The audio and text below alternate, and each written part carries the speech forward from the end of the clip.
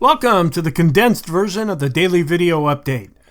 I will go over the action in the market for Tuesday, August 8th, and we'll see how things look for Wednesday, August 9th. I do have my regular computer back, so I'm able to do more normal videos now.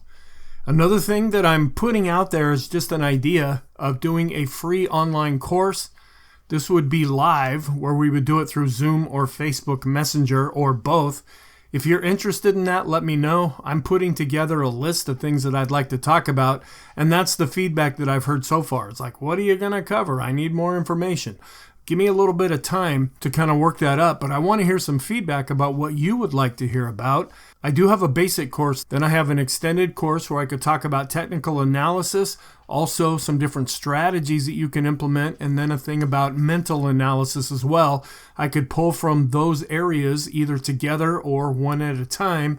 I don't know if it'll be a shorter class, maybe just one day. It might span multiple days. I just want to see what kind of interest that I have before I develop this and then present it to you. What are some comments that we can make? There are some concerns starting to grow as the market is shifting from a positive scenario that we had been working with.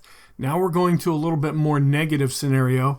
China came out with some trade data, and it shows their exports were down 14.5% year over year, and their imports were down 12.4% year over year. Also, bank stocks were weak because Moody's came out and downgraded the credit ratings for 10 smaller U.S. banks, and they put some of the bigger banks on a watch list. Now, last week, Fitch came out and downgraded the U.S. debt, so we have some negative things kind of lurking in the background.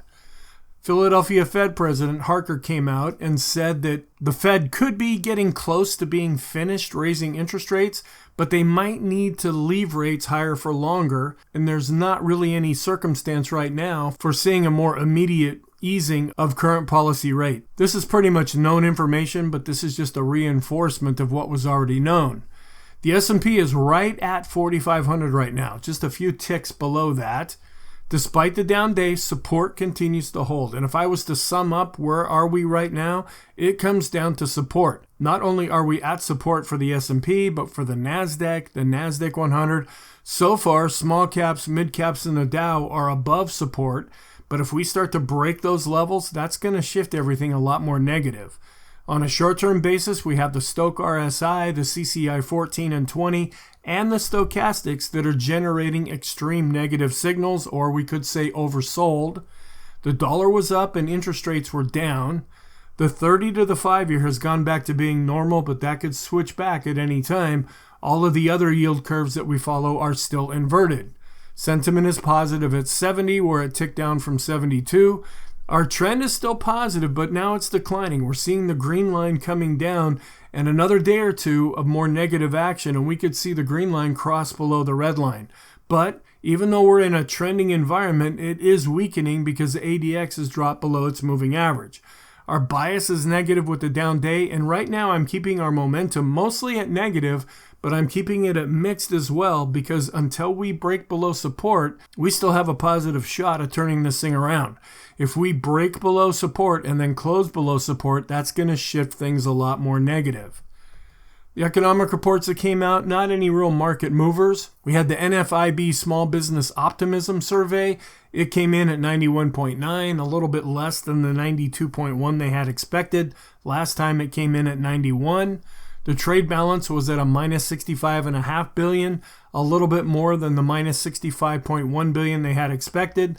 Last time it came in at minus $68.3 billion. Wholesale inventories were down 0.5%, more than the 0.3% decline they had thought was going to happen. Last time it came in unchanged.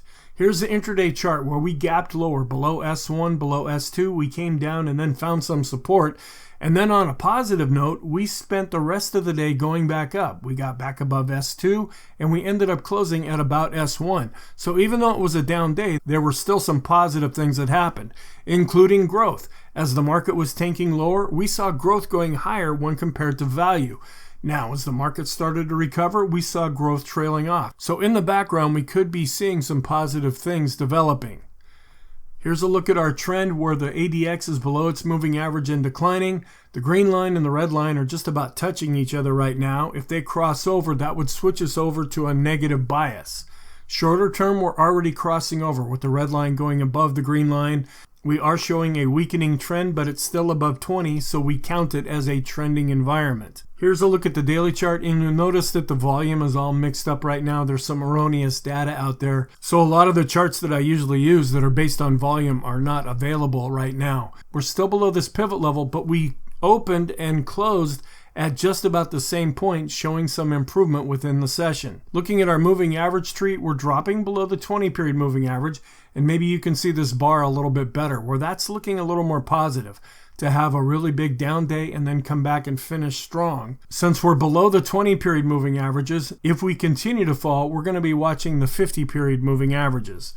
Here's the vortex, which is crossed over negative now. The red line's gone above the green line. Looking at our trend line study, we are breaking below this shorter term trend line.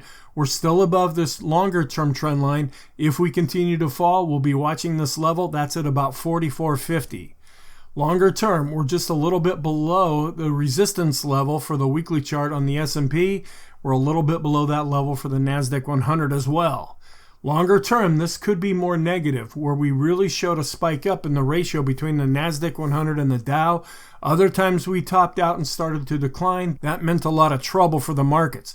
We could turn and go back up and see an improvement in this ratio. We just want to be aware that in the background, this is lurking. Here's a weekly chart that I've been referring to quite a bit. 2 weeks ago now, we came right up to this R1 level, and that was the high, and we've been declining since that time.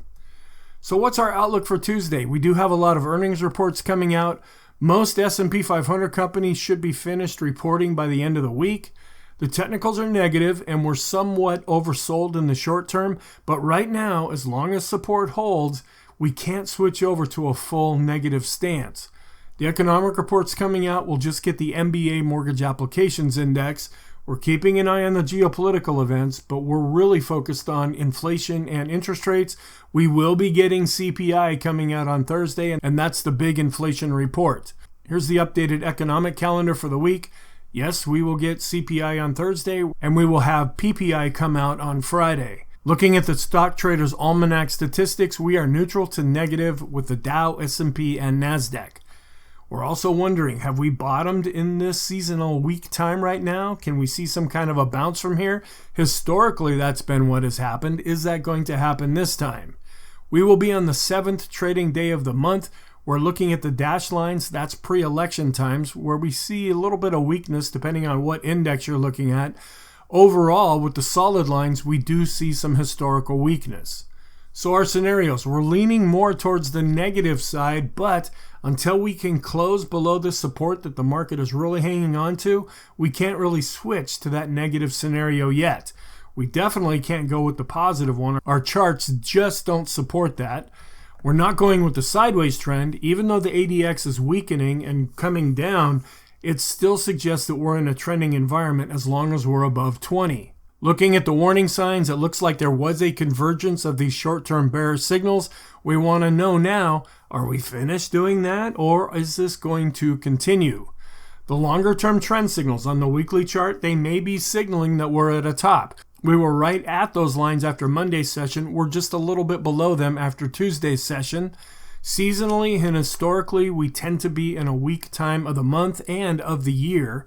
The S&P 500 oscillators are negative, and we're also watching the NASDAQ 100 oscillator. The VIX is showing that there's complacency, even though it has been going up. The cumulative new highs, new lows for the NASDAQ are showing weakness. We're still above the 3-month yield going back to 2007, and the yield right now is continuing to climb. The S&P 500 growth is weakening, but it's still in an uptrend. The weekly pivot chart that I just showed you, that has acted as overhead resistance, and we've been coming down since then. The parabolic SAR is negative, the vortex is switched over negative, and earnings is on a case-by-case basis. The positive signs, we have seasonality and setups that remain in the background that I mainly cover in the weekly video. The long-term daily special K chart is positive, where the weekly chart is negative. Our longer-term equity put-call ratio is positive. The S&P is still above the downtrend channel upper line. We're still in a risk-on posture, even though that ratio hasn't been moving all that much. Lower price levels may provide support. That's kind of the critical thing that I'm seeing right now. The S&P is outperforming utilities. The NASDAQ and NASDAQ 100, they broke out above overhead resistance, but they're still below daily pivot resistance, and longer-term support is continuing to hold. Will that continue? The Staples to S&P 500 ratio is declining. The Russell and small cap index, as well as the mid caps, have generated recent golden crosses. Small and mid cap growth continues to be positive, and the financial sector has generated a recent golden cross.